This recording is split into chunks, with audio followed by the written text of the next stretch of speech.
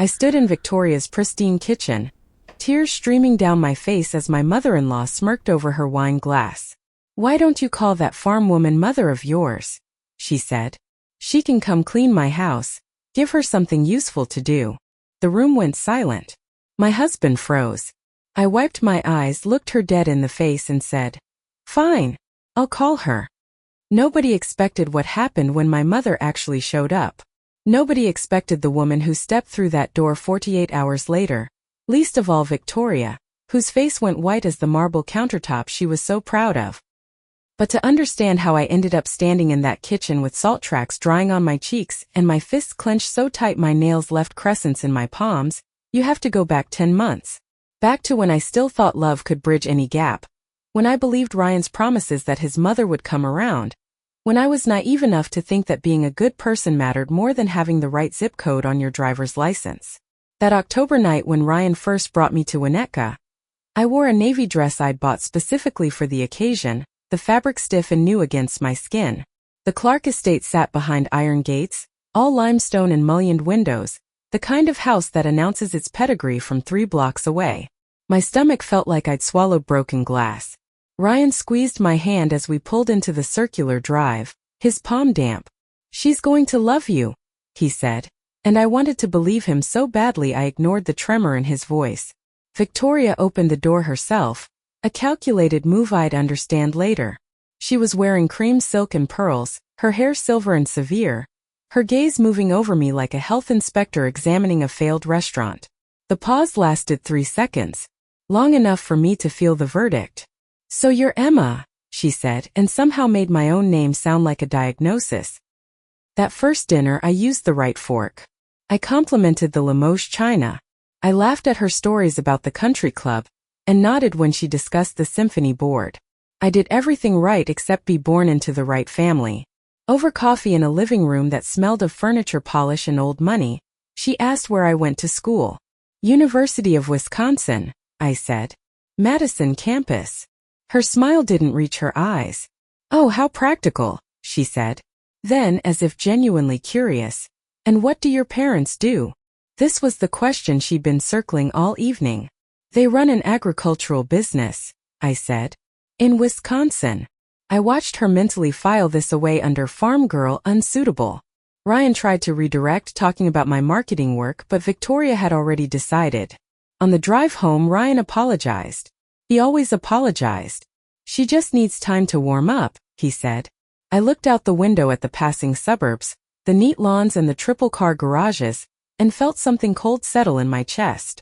This wasn't about time. This was about territory. The dinners became a monthly ritual, each one a fresh exercise in controlled humiliation. Victoria had perfected the art of the polite insult, the kind that left no evidence but registered like a slap. She'd ask if we had indoor plumbing growing up, whether I knew which wine paired with fish, if my mother had taught me proper table settings. Each question delivered with a smile, each answer noted like points against me in some ledger only she kept. Ryan would tense beside me, his jaw working, but he never spoke up. Not when it mattered. Not when his silence might cost him something. I started dreading those dinners weeks in advance, my sleep fractured, my appetite gone. The night before each visit, I'd stand in front of my closet trying on and discarding outfits, knowing nothing would be right, that she'd find the flaw whether it was there or not. At work I was competent. Sharp. I'd just landed the Midwest account for our agency, a pharmaceutical client everyone else had fumbled. My boss called me a closer. But every 4 weeks, I'd walk into that Winnetka house and feel myself shrink, my confidence peeling away like cheap paint. The turning point came at Easter. Victoria hosted, naturally, in her dining room with its chandelier dripping crystal, and its view of the manicured garden. There were 8 of us. Ryan's aunt and uncle, his cousin Bryce and his fiancée Madison, and Ryan's father Gerald, a quiet man who'd learned decades ago that disagreeing with Victoria was a losing proposition. I'd brought a salad, kale, dried cherries, candied pecans, a maple vinaigrette I'd tested 3 times. Victoria accepted it with the enthusiasm of someone receiving evidence of a crime. "How rustic," she said, setting it aside. Dinner was lamb and roasted vegetables, asparagus so thin it barely existed, everything arranged like art. Madison, who'd gone to Princeton and whose father owned half of Lake Forest, dominated the conversation, discussing her upcoming wedding at some vineyard in Napa. Victoria beamed at her like she was the daughter she'd actually wanted. I cut my lamb into smaller and smaller pieces, chewing slowly, trying to take up as little space as possible. Then Bryce mentioned their housekeeper had quit, and Victoria sighed dramatically. Good help is impossible to find, she said. Everyone wants top dollar for mediocre work. Her gaze drifted to me, casual as a knife. Emma, didn't you say your mother does farm work? Manual labor and all that? My throat closed. She runs the farm, yes. Oh, I'm sure she's very capable with her hands. Victoria continued, her voice honey-sweet. It's just that my regular woman is out recovering from surgery, and I'm absolutely drowning. You don't think your mother would be interested in some housekeeping work, do you? Just temporarily. I pay her fairly, of course. The table went silent. Even Gerald looked up from his plate. Ryan's fork clattered. Mom, he started, but Victoria talked over him. I'm serious, Emma. Call your mother. She can come down from whatever little town you're from and help out. Farm people are used to hard work, aren't they? It would be good money for her. Something cracked inside me. Not broke, cracked. A clean line through ice that's been bearing weight too long. I felt heat flood my face, my vision blur. But underneath the humiliation, cold and still, was clarity. This wasn't about a housekeeper. This was Victoria putting me in my place one final time, making sure I understood exactly how she saw me and where I came from. Everyone at the table was staring. Madison looked uncomfortable. Bryce studied his wine. Ryan's face had gone red, but his mouth stayed shut. I wiped my eyes with the linen napkin, set it beside my plate, and looked directly at Victoria. Fine, I said. My voice came out steady, level. I'll call her. Victoria blinked, surprised. She'd expected tears. An explosion. Maybe for me to finally leave her precious son. Instead, I smiled. I'll let her know you're looking for help. I'm sure she'll be very interested. Ryan drove us home in silence, his knuckles white on the steering wheel. When we got to our apartment, he tried to apologize, but I walked past him to the bedroom and closed the door. I sat on the edge of the bed in the dark, my dress still on, my phone in my hands, and I made the call. Mom, I said when she answered. I need to tell you what just happened. And I did. Every word. Every dinner.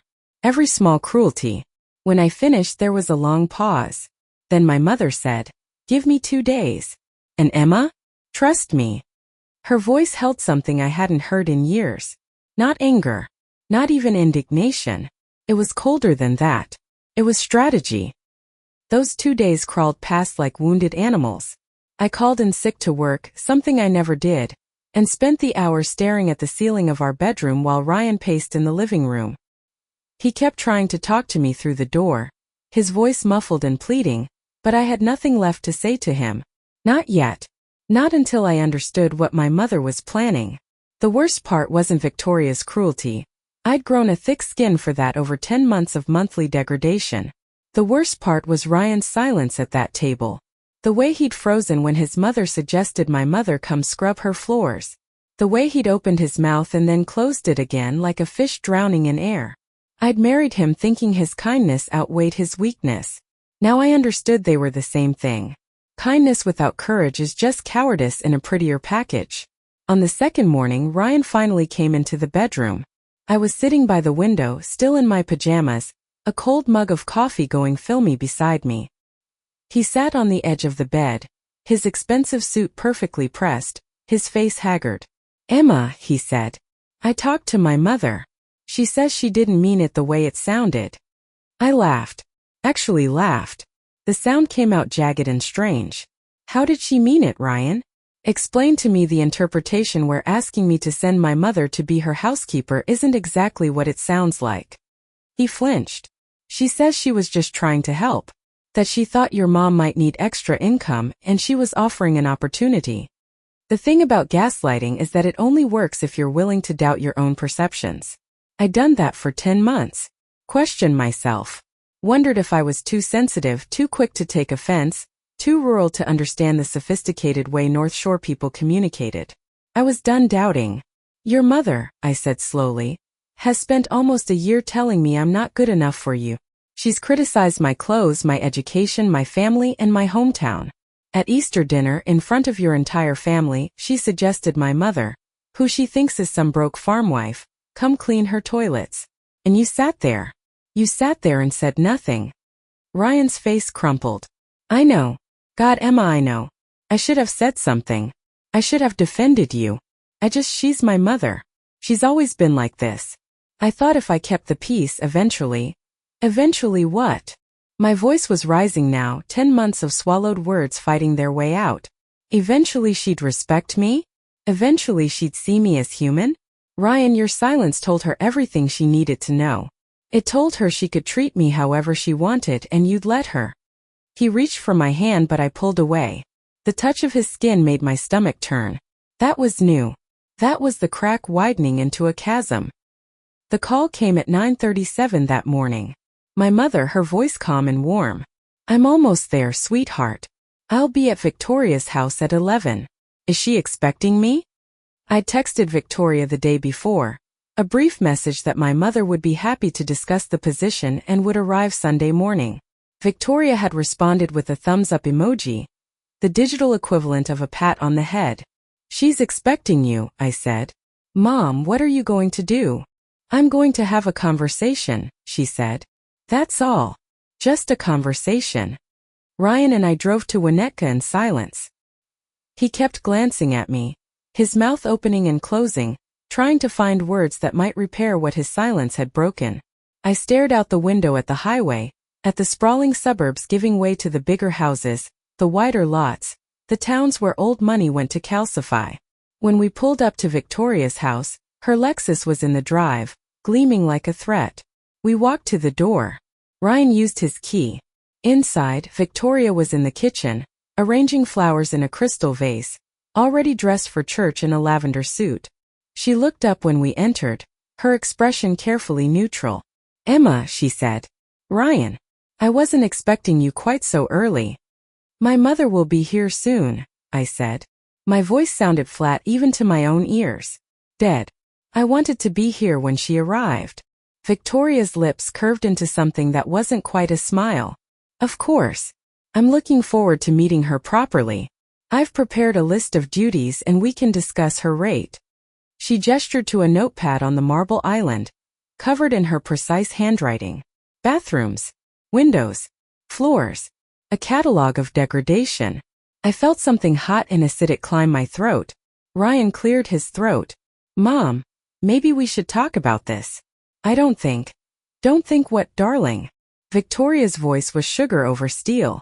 I'm offering honest work for honest pay. Unless you think Emma's mother is too proud for that? The doorbell rang. Victoria straightened, smoothing her suit, arranging her face into an expression of benevolent condescension. She walked past us toward the foyer, her heels clicking on the marble.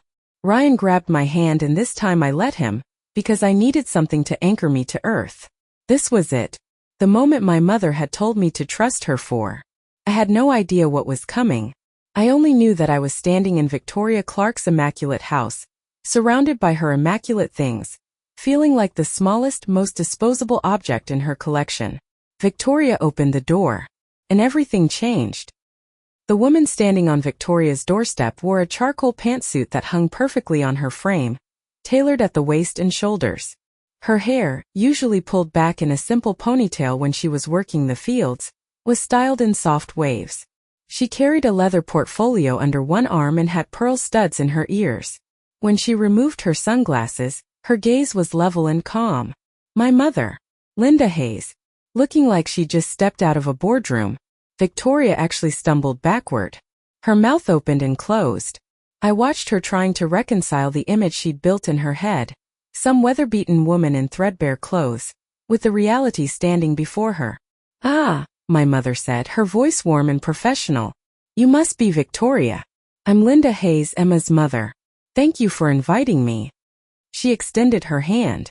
Victoria took it automatically, her face cycling through confusion, shock, and the beginning of something that looked like dread.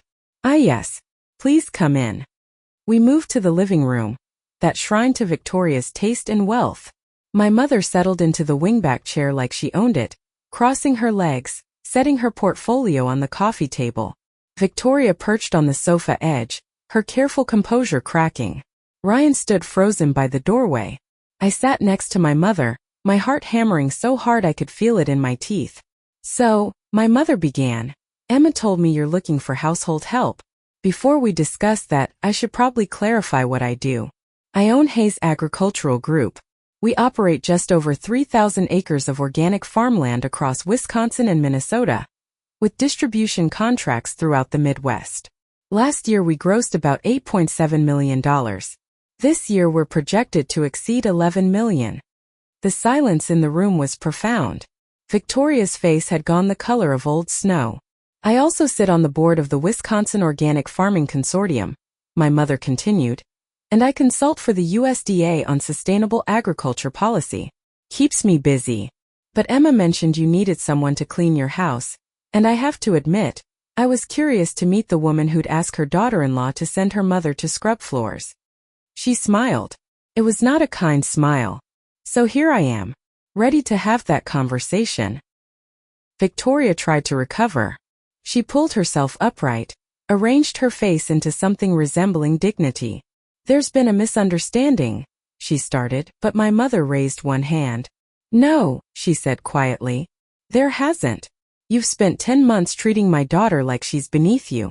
You've made assumptions about her family, her background, her worth, based on nothing but your own narrow prejudices. You thought we were poor, uneducated, desperate. And because you thought that, you felt entitled to humiliate Emma over and over again. The housekeeper comment was just the culmination of months of cruelty." My mother opened her portfolio and pulled out several documents. "I did some research on you, Victoria. It's amazing what you can find with a few phone calls. Your family money comes from your grandfather's meatpacking plant, which he sold in 1973. Impressive. Old money, certainly by Chicago standards. But let me tell you what else I found." She slid a document across the table. "This is the deed record for this house. You and Gerald bought it in 1998 for $920,000. It's worth approximately $2.3 million now. Excellent investment." Another document. "This is Gerald's employment record. He retired from his law practice 3 years ago. Conservative estimate of his retirement assets, about $4.2 million. Victoria's hands were trembling. "And this," my mother said, pulling out a final sheet, "is the business registration for Hayes Agricultural Group, including our assets, holdings, and projected growth. I'm not telling you this to compete with you, Victoria. I'm telling you this so you understand exactly who you've been insulting. But more than that," she leaned forward, her voice dropping, and for the first time I saw real anger flash in her eyes. "I'm telling you this so you understand that my daughter's value has nothing to do with my bank account. Emma is brilliant. She's kind. She's worked harder than you've ever had to work in your comfortable, cushioned life. And she chose your son not because of his last name or his trust fund, but because she loved him. That's a gift you were too blind to recognize." Victoria opened her mouth but nothing came out. My mother stood. "I'm not here to clean your house, Victoria.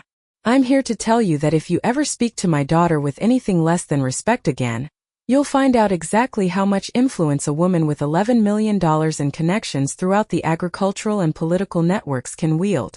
Am I making myself clear?" Victoria nodded, a tiny broken movement. My mother turned to Ryan, who looked like he'd been hit with a brick. "And you," she said, her voice softer but no less cutting. "You're a good man who's been a coward. If you want to keep my daughter, you're going to have to decide what matters more, your mother's approval or your wife's dignity, because you can't have both." She took my hand and pulled me to my feet. We walked out together, leaving Victoria collapsed on her sofa and Ryan staring after us. In the driveway I started crying, but this time they weren't tears of humiliation. They were relief. Release. 10 months of poison draining out.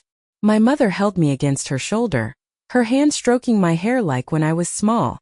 "You're worth more than this, baby," she whispered. "You always have been." 3 days later, Ryan showed up at my office. He'd called 17 times, left 9 voicemails. I'd ignored them all. He stood in the doorway of my cubicle, his suit rumpled, His eyes red. I talked to my mother, he said. I told her everything I should have said months ago. I told her that if she can't treat you with respect, she won't be part of our lives. I told her I choose you. I looked at him for a long moment, studying his face, looking for the man I'd married. It shouldn't have taken my mother humiliating yours for you to find your spine, Ryan, I said. But I'm glad you finally did. We're trying. Marriage counseling twice a week. Long conversations about boundaries and courage, and what it means to protect someone you love. Victoria sent a handwritten apology letter, 4 pages of careful script. She's invited us to dinner twice. I've declined both times. I'm not ready. Maybe I never will be. But my mother was right about one thing. I'm worth more than I'd been accepting. And now everyone knows it, especially me.